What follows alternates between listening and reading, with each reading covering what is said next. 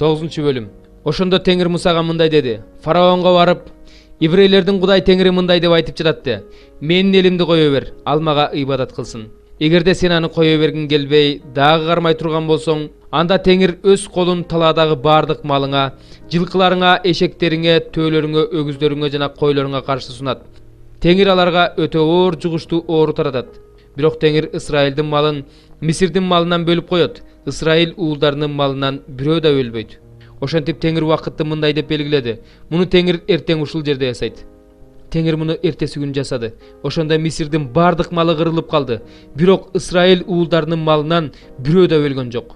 Фараон билип келген киши жиберсе, Исраилдыктардын малынан бирөө да өлбөптүр. Бирок фараондун жүрөгү катууланып, элди кое бербей койду.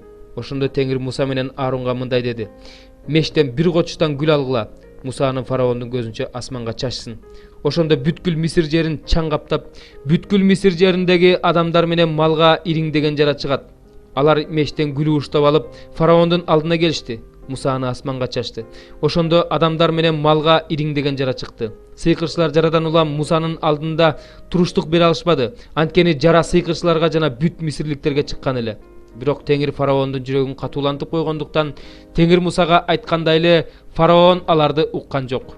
Ошондо Теңир Мусага мындай деди: эртең менен эрте туруп фараондун алдына барып ага мындай де: еврейлердин Кудай Теңири мындай дейт: менин элимди кое бер, ал мага ибадат кылсын. Анткени бул жолу мен сени, кулдарыңды жана элиңди катуу жазалайм. Ошондо сен бүт жер үстүндө мага теңдеш эч ким жок экенин билесиң.